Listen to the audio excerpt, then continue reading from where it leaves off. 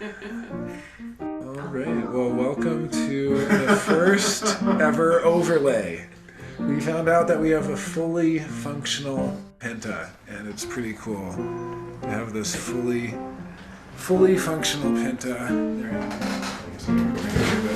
So, and what it means to have a fully functional Penta is to have all 12 Penta gates.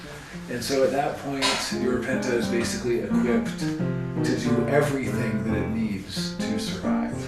If you are going to miss Penta gates, you want to miss them in the upper half, ideally, because then you can still be pretty functional and you're just like dysfunctional in the outer. Kind of, yeah, like as an example, if you don't have 731, then the house will always be a mess because 731 is all about demonstrating discipline. And you demonstrate discipline by having a clean house, stuff like that. I like the clean house though, is the 515. Actually, that's probably true also, 515. But again, yeah, because that's the internal. 515, when you get to the lower part, those are really necessary. Like if you're not going to have 731 or you're not going to have 515, choose not to have 731, right? Because not having 731, like maybe you don't demonstrate your discipline to other pentas as much. It's not connected to the throat, so it's not about showing the other groups what you can do. The 515, yeah, you're still keeping your affairs in order. That's 515 is basically when you're in and 2946 is going out. So a penta that's lacking 2946 is a penta that doesn't go out. They're like the families you never see out. You don't see them in town. I have 2946, so a few times a week I have to go out just for going out sick. Like I go out to Better Day, I go out, I take Vaughn out. Like he'll kind of bug me. He doesn't have 2946, and I'll be like, Jonah, are we gonna go out? Are we going out now? What's the deal? And I gotta take him out. So that's the 2946 though. James also has that too. He couldn't make it tonight. But, yeah, he goes out a lot. Just kind of needs to go out. So, but yeah, it's nice having a fully functional penta. The idea is that working together as a group, like in a business or a family or housemates or anything that requires the group working together and navigating and kind of competing against other groups, we would have a higher chance of success. If any of those gates are missing, you can point to the dysfunction that penta has, and it'll basically be like if it's a family, you can tell any member of that family and they will know it. They will recognize it. They'll be like, oh yeah, we never go out. Oh yeah, we don't have any family photos. Oh, we don't have any, right? Because they're missing 33. Missing 33, right? Yeah, they're missing memory. And so you take a lot of family photos. You have 1333, so you're able to document and kind of like be the documenter of the experiences that the group have had.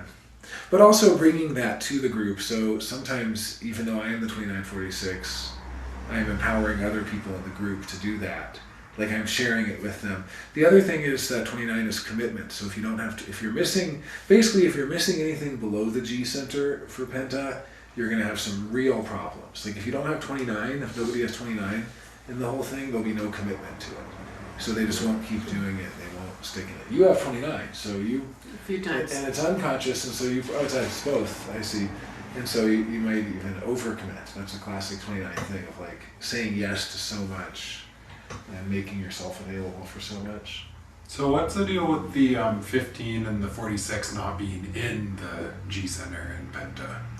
Yeah, it's kind of a weird idea. It's basically, if you think of there's not really a body graph for Penta. It's like it's a pentagraph or something, however you want to call it, because there's no body, because it's a transoric form that only exists when more than two people are in aura. So you're by yourself, you have your aura. Now there's a second aura, you have the electromagnetics and the dormant potentials that are now activated from that person. But now you have a third person, and the moment you have a third person, everything changes. And you immediately get compromised tension. That's the theme of having a three-person penta. And basically what it's saying is you can only fight when there's two of you. You can't fight around a third person. So it's like you're having an argument with somebody and then the server comes up at the restaurant and you're like, oh, yeah, we will have the chicken, blah, blah, blah. And then they walk away and you're like, God, I can't believe that you go back to fighting. And it's the same when you have a family where especially if, it's the hardest thing having a 3-person family, because it's like the parents are fighting, the kid comes around, they can't fight anymore. And then one parent leaves, and then the kid and the parent fight. Then the parent comes home, it's like, what's going on? Nothing. It's kind of this, everyone's on best behavior as soon as the Penta appears. So I like to think of the Penta as kind of this big other, this big brother style big other that we kind of perform for. Like, we have to keep it innocent. We have to censor ourselves to sort of, who are you really censoring yourself for? Well, this invisible idea of like other, that's what the Penta is doing. So it really is kind of just this enforcer. But it does have a benefit, and the benefit is that when you're competing for material resources, you're not competing with people, you're competing with Pentas. You're competing with businesses. You're competing with business groups that have their own Penta, that are working with other Pentas, that are measuring which Penta is the most successful and giving them the greatest bonus to incentivize them. So you have these like killer Pentas competing in the world of commerce and trade and just in the global economy and everything. So it's like, if you say you're here in Santa Fe and you want to start an arts organization, you're not competing with other individual people. You're competing with other Pentas. And those Pentas have all of these techniques that they have of establishing themselves. They're like, we've been around since 1950, established 1950, you know, that's, and we're different from the others. That's like 1333. And then, you know, then they have their like 1-8, where they're like, we're totally different. We are the irreplaceable Penta. You can't get what we have anywhere else. Here's our logo. Right, and each of the aspects of Penta are kind of a way that the Penta acquires material resources, competes, wins. It really is kind of like Family Feud or some, you know what I mean? It's kind of like we're on some game show and there's different groups that are all fighting for the prize.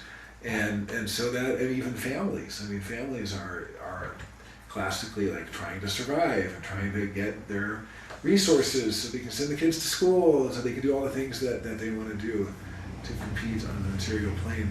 So you really just start to see how much of the world has nothing to do with us. Anytime we talk about Penta, it's like, that's all the stuff that has nothing to do with me. Nothing to do with you. Nothing to do, like, you're making all this cool art. That is between you and the cosmos. That is like you and the void. Like, you are truly, fully an individual expressing your individuality. And then the moment you enter into business, you're in the world of Penta, where your individuality doesn't matter. It's what sells, and what's going to sell, and what's going to be popular, and scarcity, and all these different things. It's like suddenly you're in Penta world. And I think a lot of what artists deal with the question of selling out, it is losing their individuality for the Penta. It's no longer them as an individual voice. It's them as a piece of the Penta machine, right? And so there's no longer you, there's a machine that has your name. That's kind of, it's an interesting thing to think about. How, and it's just like how much of the world, how much stuff ends up in the world because Pentas made it that way. Like all the different variations of cars that all kind of look the same, that's Penta. That's not human creativity. All the different houses that are all, like, even, I love Santa Fe's architecture, but that's very Penta. It's alien to us. Right. It is alien because there's no human that is determining all of that. It's these transauric forms that are kind of making things the way they are. And so in a human, the 1-8 is so creative and it can bring something truly new. In the Penta, it's almost like faux creative. It's like the Penta's version of being creative. It's 7 shades of beige on the Santa Fe houses. It's 20 different cars that all look basically the same, but they're like slightly different. That's what the Penta does. Mass customization. That's what they call it, the industrial term.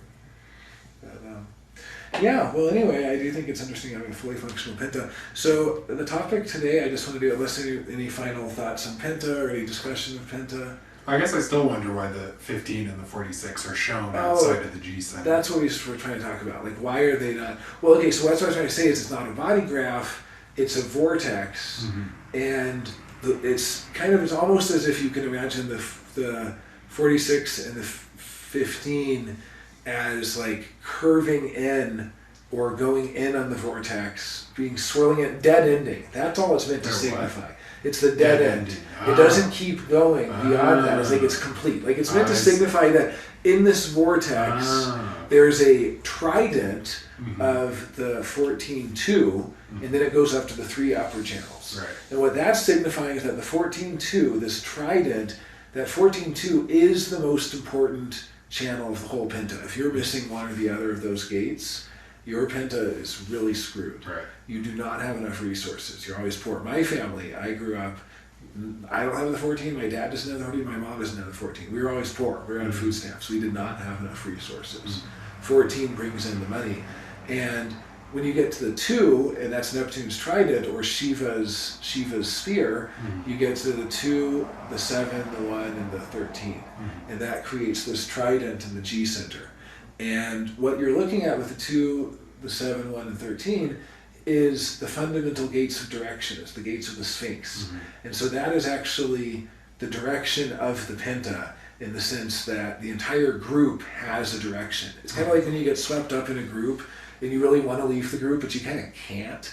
You ever had those situations where like hours will pass and you're just like, well, we're out with the group now, and as a 5 in your Enneagram, you're probably really like, God, I can't stand that, because your individuality gets lost. It's like everyone's doing it for someone else, but there's no person they're actually doing it for. It's this concept of person that you're doing on the behalf of. And Penta gives you this ready-made, it's like an alien has like taken over the group and is like, here's a concept of the person that you will do this for. And then you don't, then all 5 people are doing it for a person, but none of them are doing it for themselves. But anyway, the direction is so integral, so that 2 and then 7, 1, 13, that's like core to what Penta is. Totally.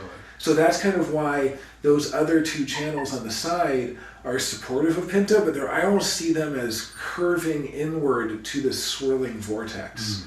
I see Penta as a vortex, and so the 5 of us have this, there's a vortex with like a thing in the middle that's basically swirling around and pulling all of our auras, kind of like taffy or ectoplasm, into this swirl. And that's why you don't always even, you have that 1333, but you might not be the one taking the photos. I might take the photos. I don't have that, but for some reason I'm like, oh, I should take the photos, because the conditioning is kind of shared in the group.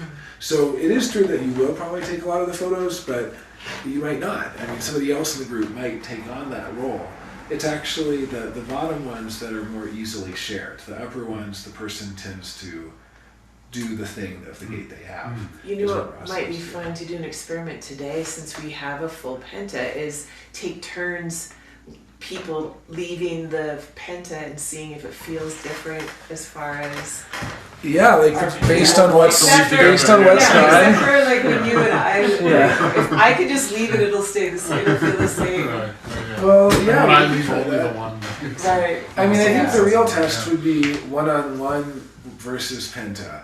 Like 2 people talk, but see, that's like so uncomfortable. Like the moment the Penta stops, it gets really uncomfortable. The moment it's just 2 people, because you kind of get paired up with somebody. You're like, oh, hey, fancy seeing you here. Like what? Like you know what I mean? Like you suddenly are just, or like you and I will be in the car ride back, and we'll be like, yeah, so we're gonna gossip. Like it goes into a gossip mode. So did you see how this happened and that happened? And, like, we always kind of like give the download of like what occurred. I don't know if it's, I don't know if we can feel the difference of the Penta. See, here's the other thing is, Pentas get established. And so you go to a party, and the very beginning of the night, you meet a couple of people. I used to have this all the time when I smoked cigarettes.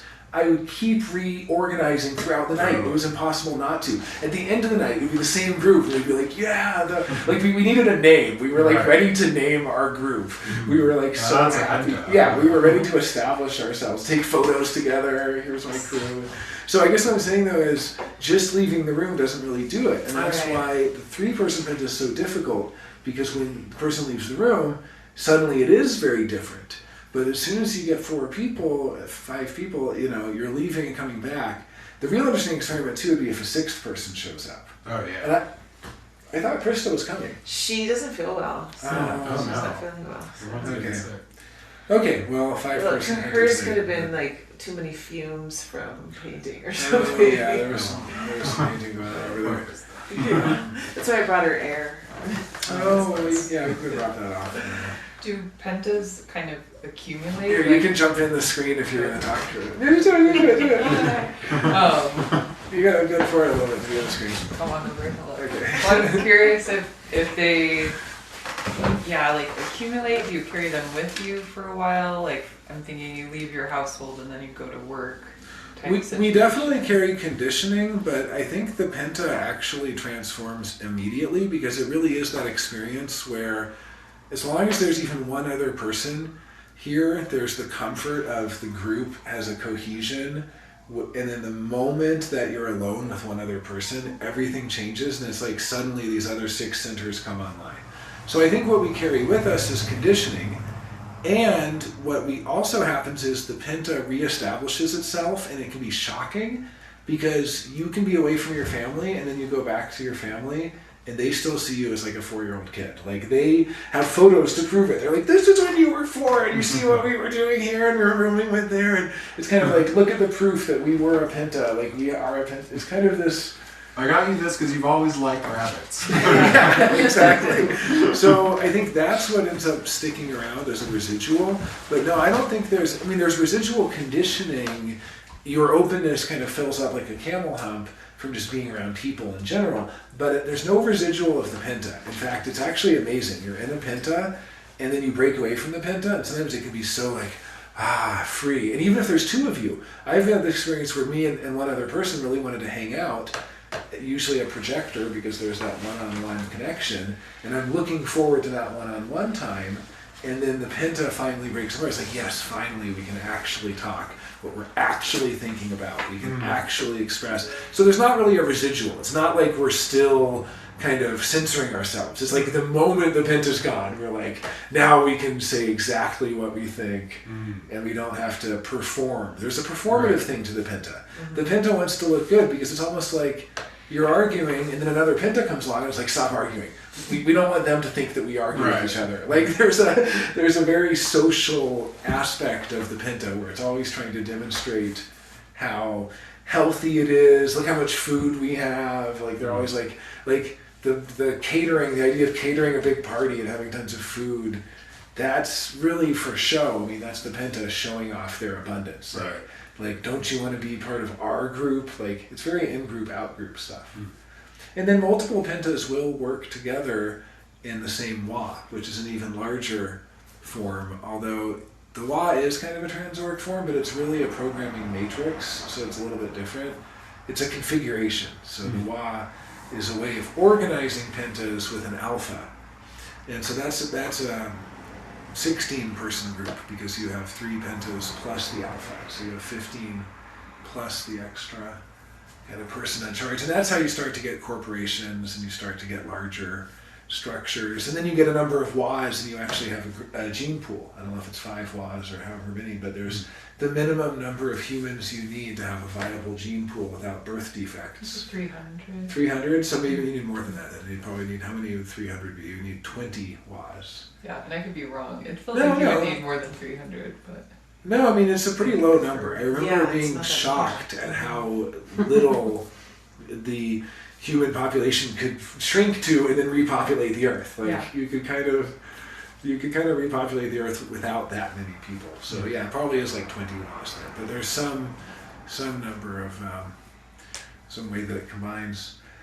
But yeah, as far as the 2946 and the 515, those were just kind of special cases where they are kind of their own group of 4 gates that are outside of that trident and that are outside of the overall direction, right? Those are love gates and love channels, and it's a little bit different.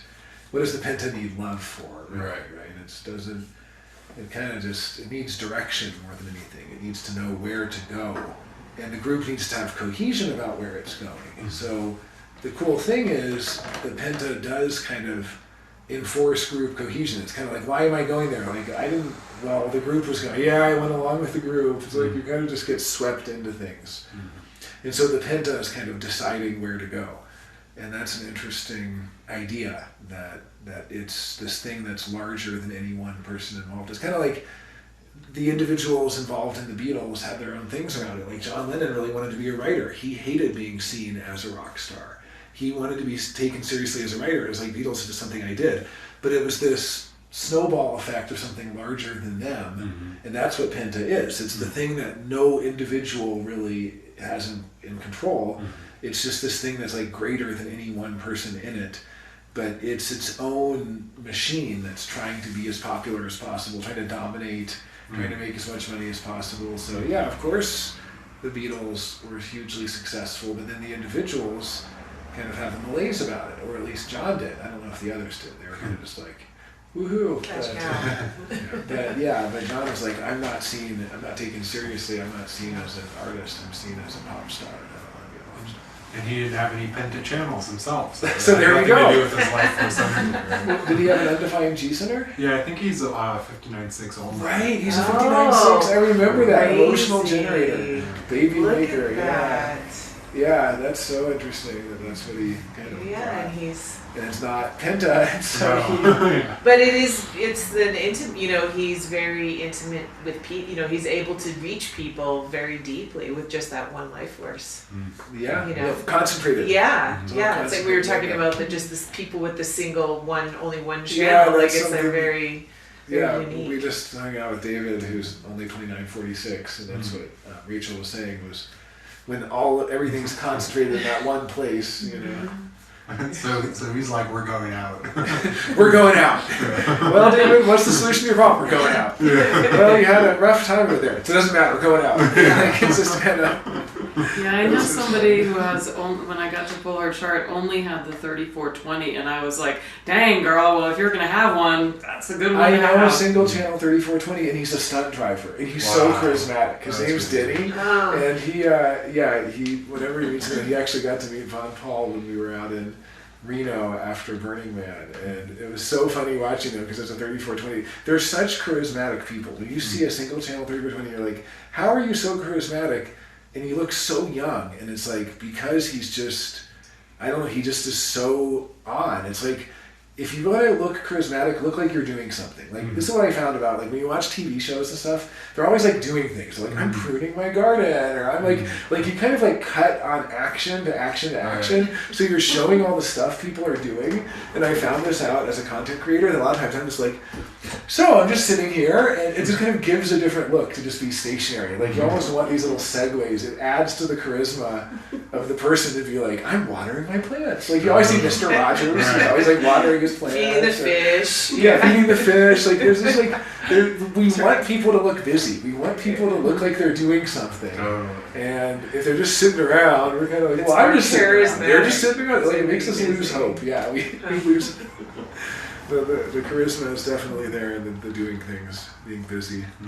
It's a very charismatic look. But yeah, well, I love talking about Penta. I guess the one last thing I would say is just one of my pet projects is to look at when Neptune was last in gate 14, because this was something that Ra advised, not with respect to Penta, but about, we talked about this in class, where the G center, 4 of the 8 gates of the G center are the cross of the Sphinx, and they're the direction gates. And that's what we've been talking about as Neptune's trident, or Shiva's spear, the 2, 7, 1, and 13. And every 100 some odd years, Neptune will go into gate 14, and it will power the base of the spear. It will become the base of the spear. So Neptune will be there, and anyone born on the cross of the Sphinx, their whole incarnation cross is 2, 7, 1, and 13. Like those are their 4 incarnation cross gates. They automatically have those 4 because those 4 gates are at right angles to each other. And so you look at cross of the Sphinx people born, I think it was in the late 60s, like 67 to 70, when Neptune was in gate 14. And basically what Ross said is these are the most influential people on the direction of life on Earth. And they have they're hugely influential. And he actually talked about some of the Sphinxes, not necessarily with Neptune and 14, but with both Karl Marx and Sigmund Freud were Sphinxes. And they're 2 of the most quoted authors in history. It's just these Sphinxes can be really point all of humanity in a certain direction. Right. And when Neptune is in gate 14, it really powers that whole process. Wow. So, and of course, they often are Penta people because when those gates form channels, that gives them some kind of relationship to the Penta. Work with Penta. Yeah, we're all Penta people. Every one of us. We all have a defined G center, and we all have Penta channels, at least one. So that's kind of cool to all be Penta people here. It's like we do work well with groups. Like we are able to work in the group and kind of work with groups, understanding it as something separate, but also there's a kind of magic to the interaction between individual and Penta. And I love when I'm organizing events to think in terms of Penta and to prevent it from turning into a big room as a big circle, but to split up into different Pentas. I love that. Like that's really fun for me. And so having trivia night where there's different Pentas competing, stuff like that, people always have such a great time with that. So there's a real art to that. Great. Well, I'm going to change gears a little bit then and just talk a little about profile and the difference between destiny, fate, and karma. Cool. So let me just see if, make sure everything's set up. Yeah, still good. Yeah, doing great. Okay, so this is a topic that I'm personally pretty interested in because it really is to me a very deep topic. And what I like about human design is that it gives you places to put these words that you may have used in an ambiguous way. It kind of gives a more precise delineation between usage. So it has a nice taxonomy of like, yeah, we kind of say, oh, it's their destiny, it's their karma, using it using it interchangeably, or even saying it was their fate. And so these ideas of destiny, fate, and karma are all kind of just nebulous, abstract concepts that can be given as a pat explanation for something. And I think that really is the superficial way that they're used. It's almost like saying no choice or something. Like saying like, it is what it is, the chips fell where they may, that's just life. It's like one of those just pat truisms that doesn't really have much deeper content. But what human design actually gives us is a way to explore them more deeply, and that is profile. So when you look at your profile, which is the line of your Sun, Earth on the personality side and the line of your Sun, Earth on the design, what that profile is showing you is, on the personality side, a hint to your purpose in life and what role you're here to play, and a continuity that you bring with you in every situation that you enter into. And then on the design side, it's showing you something that helps get around obstacles and leads to development when you get stuck. So we really kind of neglect the design side until we need it to get us unstuck, because the personality has this continuity where it's just, I'm a fifth line personality, all I'm doing is fiving, and I'm just like 5, 5, 5. It's like that Ralph Waldo Emerson quote, the only thoughts of a turtle are turtle, well the only thoughts of the fifth line are fifth line. It's just like, how can I solve this problem? How can I give somebody something practical? How can I alleviate this crisis? All it's doing is really fifth lining. Then it gets stuck. That's where the first line is the development that gets me unstuck to fulfill my purpose. The first line is not my purpose. I didn't come here to do a bunch of first line stuff. If I did, I would have been a 1-3 or a 1-4. I didn't come here for the point of my life to be to get a solid foundation in something, or answer the question of what something really is, or something like that, to get to the bottom of it. I came here to provide practical solutions and ultimately to universalize, to bring things to the collective and to engage with the collective. And so that's what the fifth line process is doing. My first line unconscious is getting me unstuck and helping me, it's bringing development when the continuity can't go on, or when it's like all I'm doing is kind of hitting a dead end with my fifth line process. So when you look at the profile in those terms, you really start to see, okay, we have very different purposes depending if you're a first, second, third, and so on, profile on the personality side. This is why it's important when you look at profile to also look at incarnation cross and vice versa. You can't really separate them. They're kind of one and the same thing. Your incarnation cross is the 4 gates of your profile. The profile is a generalization of what you have in common with the other 63 incarnation crosses that have the same profiles. right? So there are 64 5-1s out there. There are 64 6-2s or 64 3-5s. And those are the different versions of the incarnation crosses and so on. So I guess the point of saying that is just to put it in context so that when you approach the topic of profile, you're really understanding that this is a hint at what you came here to do, what role you came here to play in the totality. In the totality, what are you really here to do? And so it's very different than the mechanics. The mechanics are the centers and the channels and the hanging gates and the electromagnetics and all of that. And the mechanics are really what you have energy for. So if you have defined centers, your defined centers are what you consistently have energy for. If you don't and you're a reflector, then you're kind of temporarily engaging in different activities based on what you have energy for at that time. And your energy is coming and going. But the mechanics are really what you have the energy to do. And then you also have awareness. That's the substructure. That is the color and the tone in particular. That is our awareness. And it ultimately goes to base. But the awareness is really here to watch and kind of get out of the way and learn. It's like that's the only thing that really changes. The mechanics never change. The awareness can change by learning. It basically learns. That's where it gains wisdom in the openness in your chart. You know, we say you have an undefined center, you're here to become wise about that. Well, I have an undefined solar plexus. Now that I'm 40 years old, my awareness has decades of experiencing other people's emotions and becoming aware of those and learning what it's like and learning who's clear and who isn't and learning when something feels good and when it feels bad and when it feels honest and when it feels like lying and when all the different things that the emotional process of coming to truth entail. So the awareness is what's really learning and gaining the capacity to become wise. And then you have the purpose. And it seems to me that the mechanics and the awareness are there in support of the purpose, because ultimately purpose is what you came here to do. And it's not that a generator just came here to work with their sacral. Maybe, but to what end? What are they working on? Well, they want to use their sacral for something. And so the role that you play, which is your profile and your incarnation cross, really give you a big hint about what your purpose is and what kind of costume you needed to fulfill it.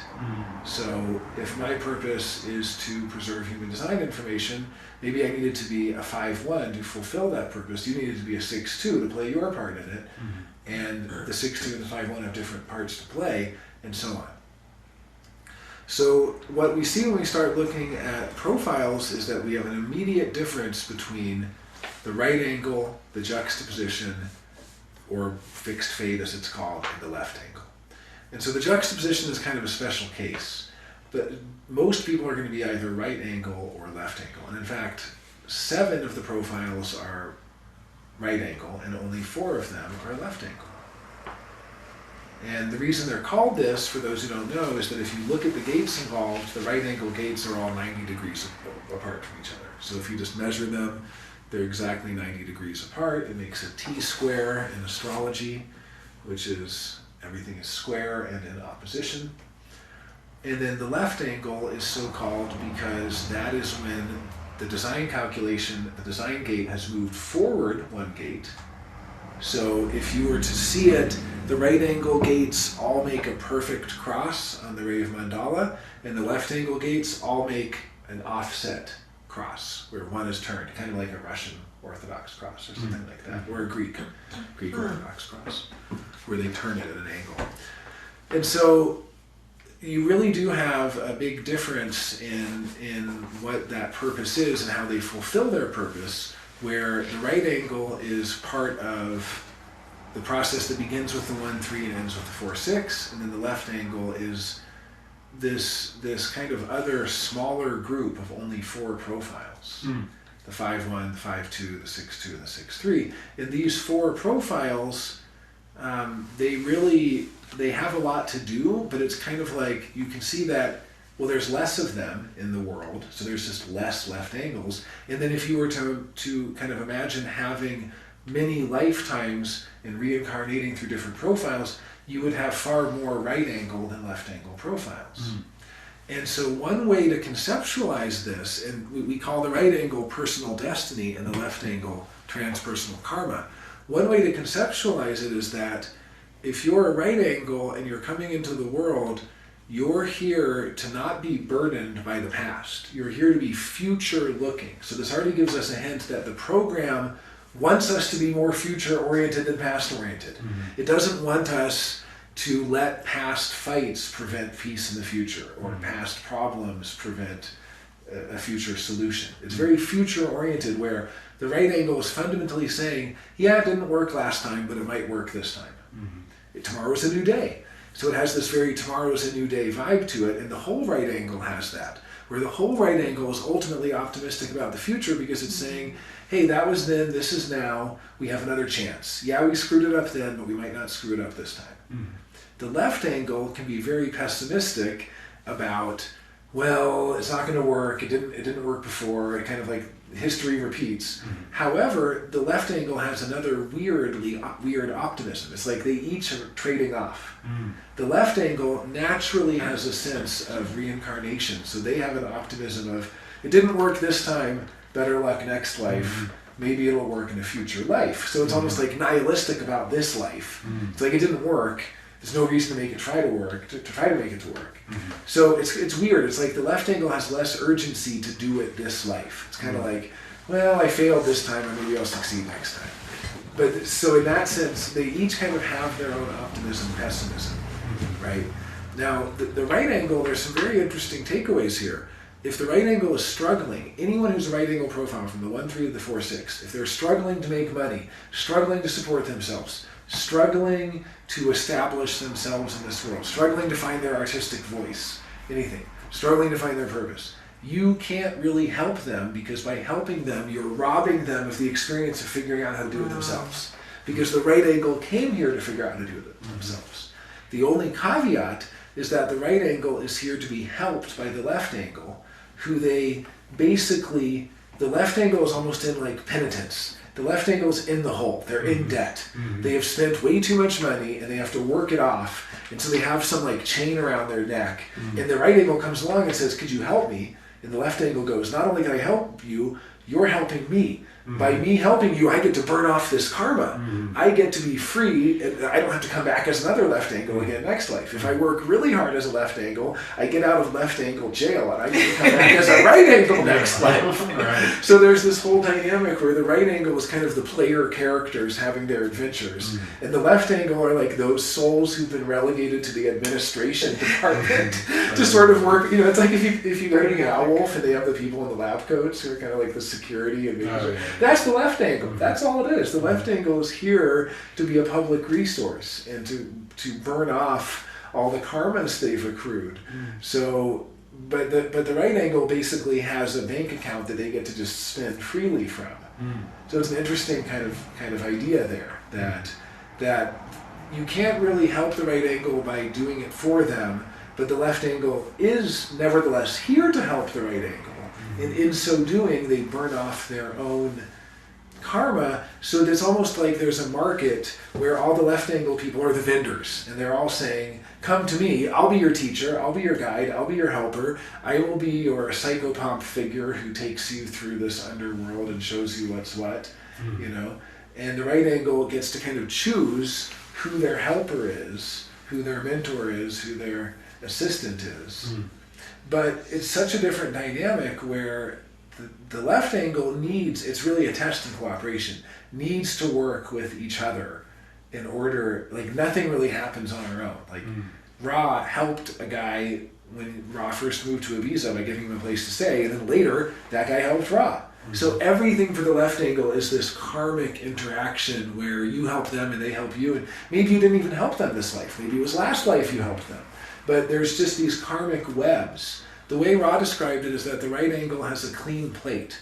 They have a new dish, and they get to have brand new food, and they're kind of veiled from the past lives, and so on. The left angle has a dirty plate, so every person they meet, they remember them from the last time they met them. They remember them from their other past life. They go, I know you, I know what's going to happen, I know, you know, you robbed me that time, you're going to rob me again, or something. And that's the pessimism that, and then whereas the right angle is saying, well, yeah, it's true, maybe I robbed you last time, but I might not rob you this time. It's a new day. So there's this dichotomy where they're so different. And then that raises the question of juxtaposition and how unique it is to be the 4-1 profile, because that is our only fixed fate profile. And how might we understand fixed fate?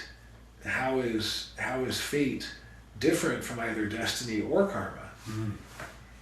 Any comments so far? Any ideas on this?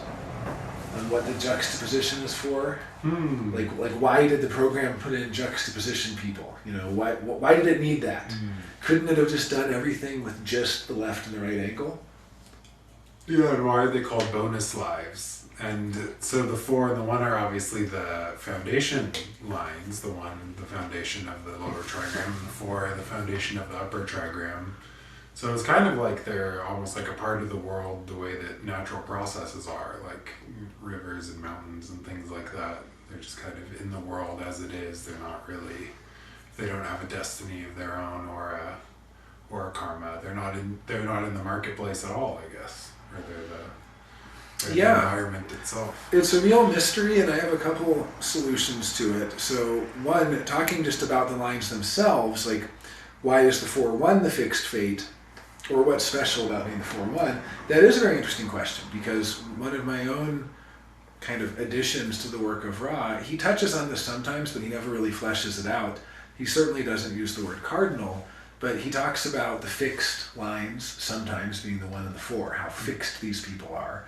And then he doesn't really use the word mutable, but he talks about the 3rd line in terms of adaptation and the 6th line of transition. And so we see that there's something like what in astrology we call mutable, the mutable signs, the changeable. And that leaves one more, the cardinal. And so Ra never uses this term, but I think it's safe to say the 2nd and the 5th lines are cardinal, following the tripartite division of astrology between these different qualities. So to be double fixed, we have the 1-4 and the 4-1.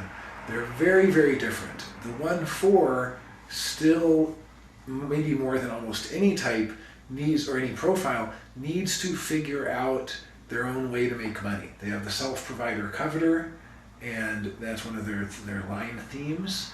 And so they really need to, it's kind of be able to have their own independent source of income and so on. Like if you're parents of a 1-4 supporting them, you're actually hindering them because you're not allowing them that. Whereas that's not really true for the left angle, because the left angle is here to be so interpersonal and so interconnected. You're not robbing them of the experience. Like the left angle isn't here to have the experience. There's nothing to rob them of. It's kind of, they don't really exist for themselves. The left angle is here to fulfill their purpose through the other, and to fulfill their purpose through helping others, and through reaching others, and through providing for others, and so on. So that leaves the juxtaposition then. That is neither hindered nor helped, that it doesn't, it's not, so what is it really here to do? Well, Ra gives us a big hint when he says the juxtaposition is ultimately here to engage with the program and what the program considers important at that point in human history. Cool. The project of the program at that time.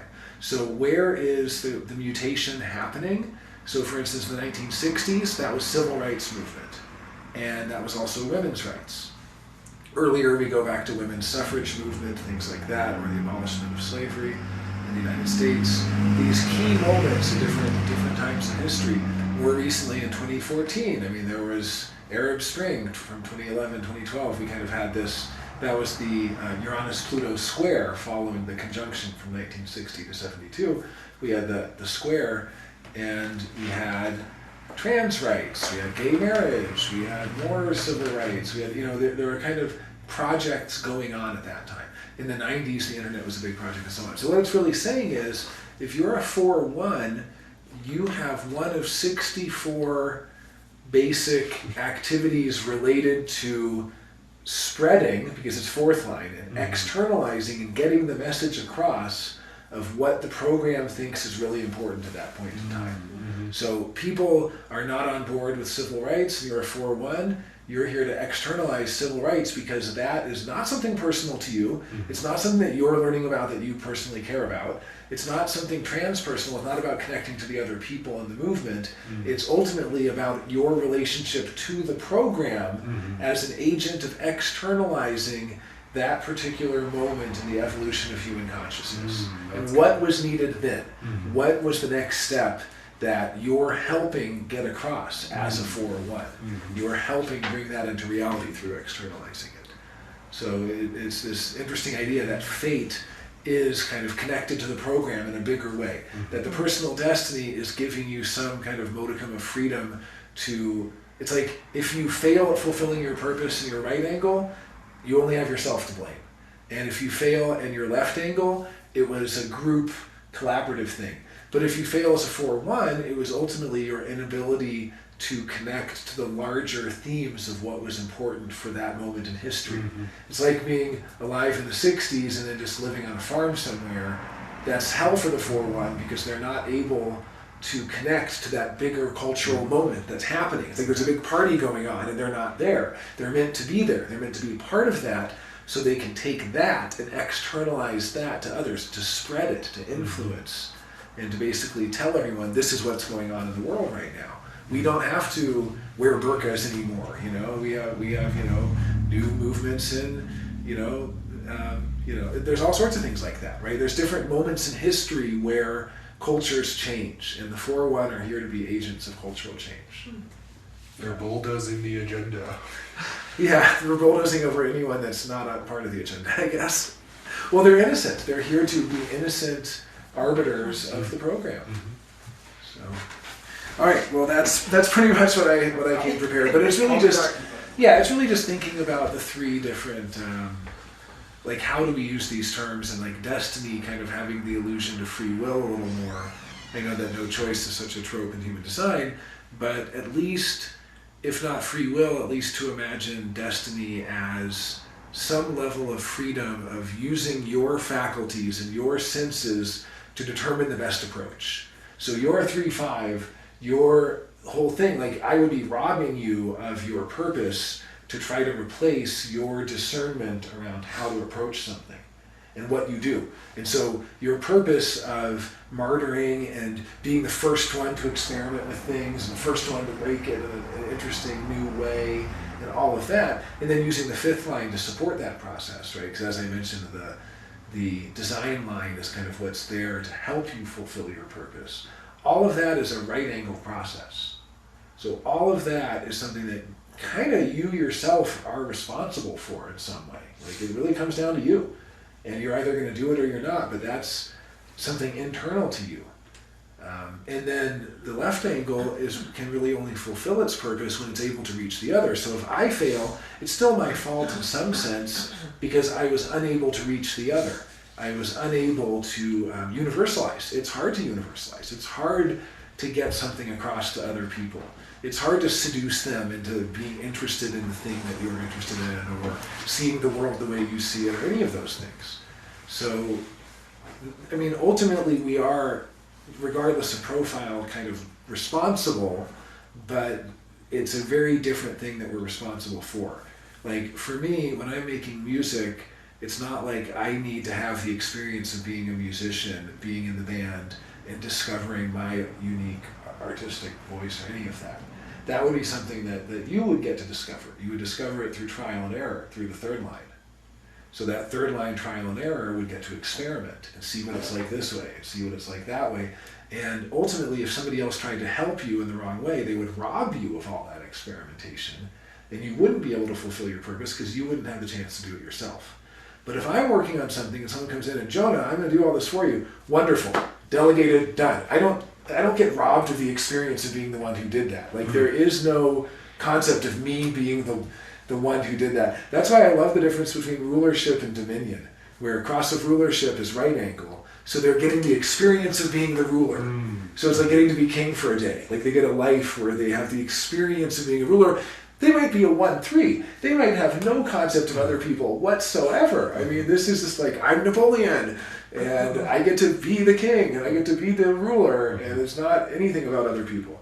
Cross of dominion, that one can actually be scarier because that one is so much about other people. That one is like, how do we have dominion? By educating people to think alike, by brainwashing them to follow our paradigm. So it's very involved in what other people think, right? It's all about the other. It's looking into the other and saying, that one is not under my dominion. That one needs to be re-educated. So dominion can even be scarier than rulership, but ultimately it is other focused. It's a left angle, so it's here to see the other people, and the right angle is here to have their own personal experience. And so there's kind of some interesting things, like I was talking about how each one is pessimistic and optimistic in a different way. Like the left angle can be like, well, better luck next life, so it's optimistic, but very pessimistic about anything changing. It's like history repeats. Right. You know. Similarly, there are these weird little twists that you find. Like you find like the right angle. It's the same kind of thing. It's like optimistic, pessimistic. Like they each claim to be one, but they're both in different ways. And so there's a very interesting relationship. So you'll see, like the experiential side of it is basically the lower trigram accumulating information for the upper trigram. So it's almost like the sum total value of the life experience of the right angle is what they got to discover for themselves that is then contributed back to the collective unconscious. So in a way, they're not really learning from the unconscious, they're teaching the unconscious based on the experiences they have.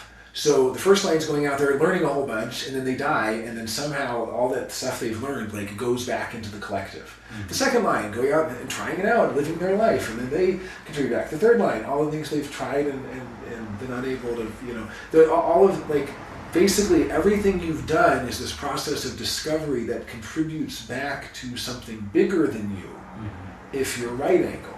Because the design is always the number higher. It's always in a bigger circle. It's a larger zoom out. It's a bigger group of people. It's when you get to the sixth line, you're really thinking of history even. You're thinking really big picture. So it's so interesting that even the 4-6, the 4 is smaller than the 6. It's contributing back. Then you get to juxtaposition in the left angle, and you have like a 5-1 or a 6-2. The personality line is so much higher. And so the fact that the design line is lower is almost as if I have nothing to teach the collective unconscious. Instead, I'm learning from the collective unconscious, and I'm learning from the others. I'm kind of the fruition. I'm learning from the first lines that did all the research, and I'm the fruition of that, and ultimately the validity of my life is not the experience that I had, but I'm judged whether or not I was able to reach the other. So Ra would have failed if he didn't bring human design to the collective. He had a mission, that was his role, that was very much a part of him as a clarion, as a fifth line, to universalize this clarion call of this new era we're entering into and all of these things. And he succeeded in that, but it was very challenging for him to do that. But it wasn't, he learned as much as he could from his own unconscious and from everybody else around him. It wasn't like he was teaching his unconscious, or it wasn't like he was gaining experience to accumulate that for some other purpose. He was taking all the experiences everyone had, including himself, and using that to make the mark on history for the process of universalization. So you see the nuance there, how different it is. One is like, I'm going to gather all of this for a different purpose. The other is like, I'm going to take everything that's been gathered and now spend it all and use it to make this mark on history. And it's a real challenge. They're both challenging, but it's kind of like failure looks different. Failing as a right angle is very different than failing as a left angle. Failing as a right angle is you didn't get a chance to experiment because you let somebody else interfere and they preempted your ability to see for yourself. That's failure, because you're here to experiment. You're here to see for yourself. You're here to choose, to basically, what does Christy think? Not what does anybody else think, and that's that third line also. It's really here to kind of test it out for yourself. And if somebody preempts that, that's failure. That's the real failure. Making a mistake isn't failure, that's success. You successfully... Yeah, I've had that conversation with people, and I had a big epiphany between failure and mistake, like that word, and I was like, oh, I get it. You people are all hot and bothered about like mistakes or whatever, but I think of failure as a step towards success, and that is inherently not a mistake. Right, So, and the bigger... Upper trigram people get Yeah. all bent out of shape about that kind of thing? I don't think it's even getting bent out of shape. I think it's just realizing that the different... well, I think most people... So I think most people have a bad rap about what they perceive as mistakes or failure. So first of all, the third line is probably the most shamed line of any line ever. It's like shame on them for, you know, for making a mistake in some way. It's like to point the finger at them. But I think it's so much worse if basically the right angle fails when they're not given a chance to give it their all. Because they need to give it their all, because ultimately it is up to you. It's ultimately a lonely path. The right angle is like the deep wisdom that we die alone no matter what. And that you are basically all alone in this world, no matter if you're split definition, no matter how you connect to other people. And that's the right angle in a nutshell, is kind of you're on your mission here, and you have no one to blame but yourself, ultimately, if you're not able to fulfill that purpose. And now the left angle also, I guess, has their own... They need to look at themselves also, because it's very easy for left angles to blame others or to blame exigent circumstances and things like that. But but ultimately for the left angle, it's them trying to get across to the other. And so for Ra, he was going from town to town and giving presentations in human design, and he had a really hard time of it. There is a real negative feeling sometimes. This is that pessimism I was talking about, where Ross said he would look out at the audience and he would see 100 people and nobody who would get it. And he could tell, because the left angle is looking into other people. Their whole thing is like scanning other people and seeing who out there actually could receive them, and nobody could, and it was very disappointing to him. So he wanted to have a samurai sword and cut off their heads and say, hey, better luck next life, That was his optimism. Was like, well, no big deal, we have another life. His pessimism of this life, but a greater optimism, a bigger picture optimism, But I don't necessarily think that the left angle has a problem with mistakes or failure or anything like that. I think they have to learn too what their role is and how to fulfill that role. And so a lot of times, like a fifth line who is really here to universalize and to reach the other in a helpful way and to kind of help other people, they might complain that they have a reason why they have failed and blame somebody else for it. And ultimately, that's not true either. It's like, it is about the other, but it's not about blaming the other for them. It's just about... It's a little more complex, because it's like, say the student didn't learn from the teacher. Was it a bad teacher or a bad student? Well, it was bad chemistry. So it's almost that the right angle doesn't really have to care about the chemistry. They just have to care about their purpose of what they came here to do. So they can even be like really single-minded, like a line one who's just like, I'm here to get to the bottom of what this is actually about. And it doesn't really matter their chemistry with the other people. Like, someone will help them, then they'll stop helping. No big deal. Someone will stop, then they'll start. Like, people come and go, they help, they don't, whatever. It's just like the right angle isn't really, it's kind of just, are you going to help them achieve their goal? Great. Well, then you're welcome to join in on their journey. But it's not about long-term collaboration. Then you get to the left angle, and it is very other-focused, and they can really blame other people. But they shouldn't, because it's ultimately about, if you're a fifth line and you're complaining that your student didn't learn from you, you have the responsibility to know that the chemistry is not there. It's like all the responsibility is on the left angle when it comes to interpersonal, right? Is the interpersonal responsibility, purpose fulfilled through the other. So the left angle can really complain that the other person wasn't on board. Well, it's your responsibility to know they weren't on board. That's why I always say, like, the difference between the 5-1 and the 3-5. So for the 5-1s, I talk to other 5-1s, and we kind of understand that if somebody has an expectation of you, even if they're telling you they don't have that expectation, it's your responsibility to reject what they're telling you and see beneath it to what the actual expectation is. Now, 3-5s also have this, but because it's unconscious, it's kind of like you just have to learn to trust the unconscious sense that tells you this person has expectations of me, this is going to end badly. And then you can try to nip it in the bud. But the other thing that a 3-5 might try to do is then to address the expectation head on. Because again, there's that third line experimental, let's just like see what happens if we talk about it, let's try this, let's try that. For the 5-1, what they've kind of ultimately surrendered to is the fact that you can't address it head on. It's not like this person has an expectation of me, therefore I better quash that expectation. I better hit the nail, I better nip it in the bud. I better just quash their expectation. You can't. You can't. What you do is you keep it from snowballing by meeting that expectation to the best of your ability, and you notice how much you failed to meet that expectation. And if the next time you see them you fail even more and the gap widens, you stop spending time with that person because you're not helpful to them as a left angle.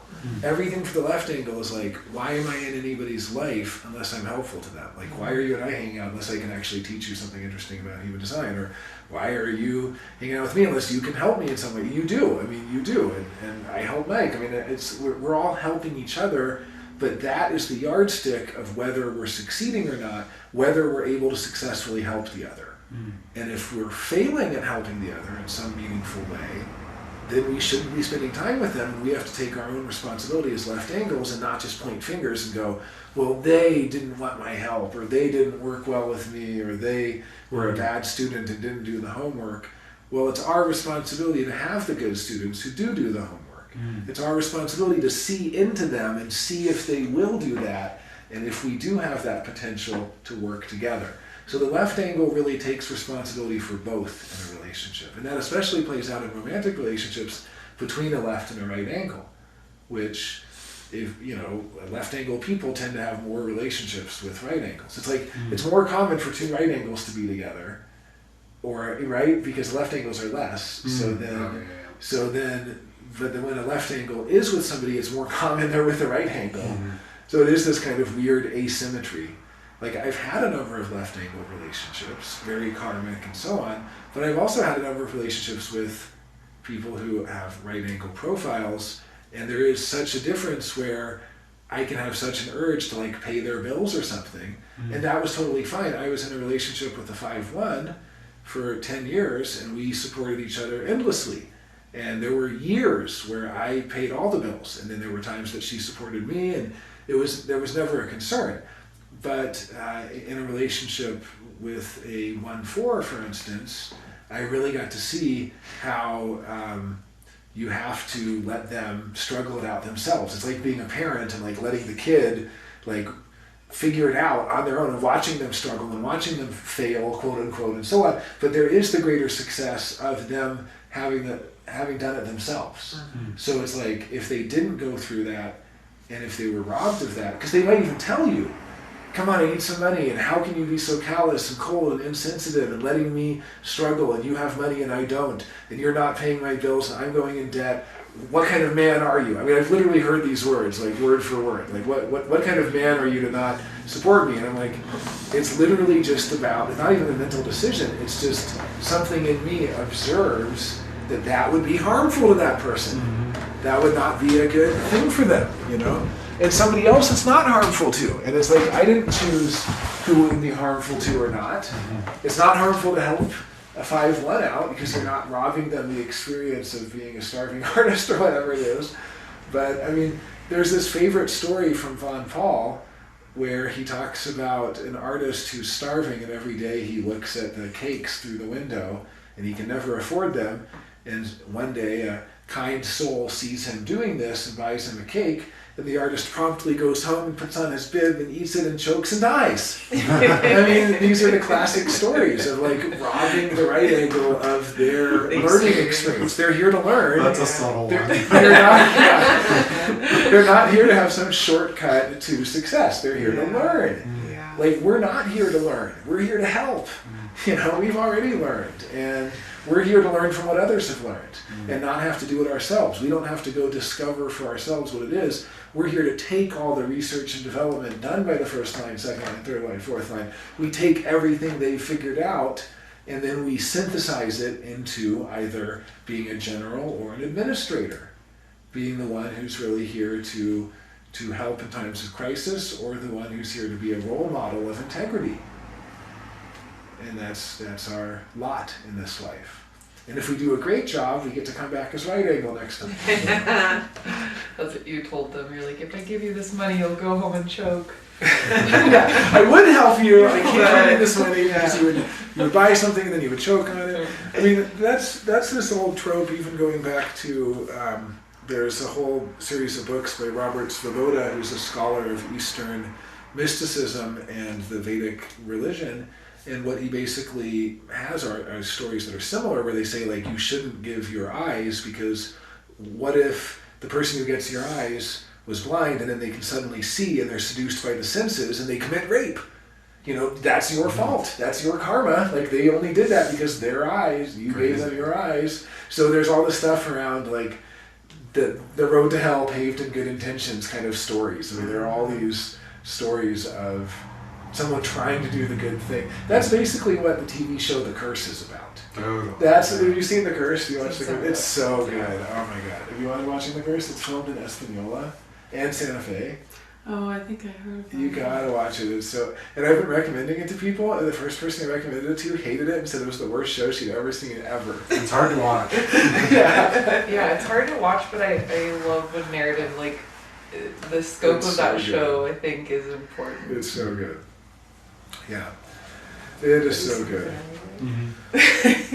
Well, that's about what I had to say when it comes to profile. Any questions, comments, ideas, tangents? Otherwise, we can wrap up and then get back to the casual chatting. I think that's good. Yeah, that was a great. Well, thank you. Yeah. Maybe summary. Thank you. I enjoyed presenting that.